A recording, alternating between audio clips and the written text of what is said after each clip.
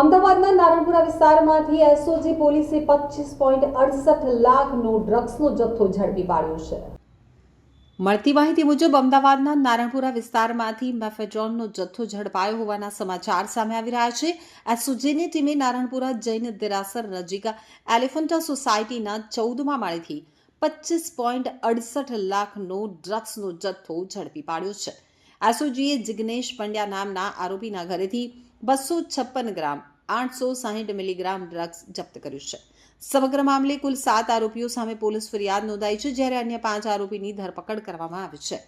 ગુજરાતમાં દર આડે દિવસે ડ્રગ્સ પકડવાની ઘટનાઓ સામે આવતી હોય છે, ત્યારે અમદાવાદમાં પણ ડ્રગ્સનું ચલણ એટલી હદે વધી ગયું છે કે બિલાડીના ટોપની જેમ ડ્રગ્સ પેડલર્સ શોર્ટકટથી રૂપિયા કમાવા માટે ફૂટી નીકળ્યા છે।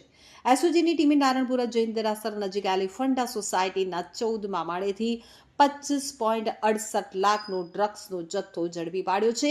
એસઓજીએ જિગ્નેશ પંડ્યા નામના આરોપીના ઘરેથી 256.860 મિલીગ્રામ ડ્રગ્સ જપ્ત કર્યું છે। સમગ્ર મામલે કુલ 7 આરોપી સામે પોલીસ ફરિયાદ નોંધાઈ છે, જ્યારે અન્ય 5 આરોપીની ધરપકડ કરી લેવામાં આવી છે।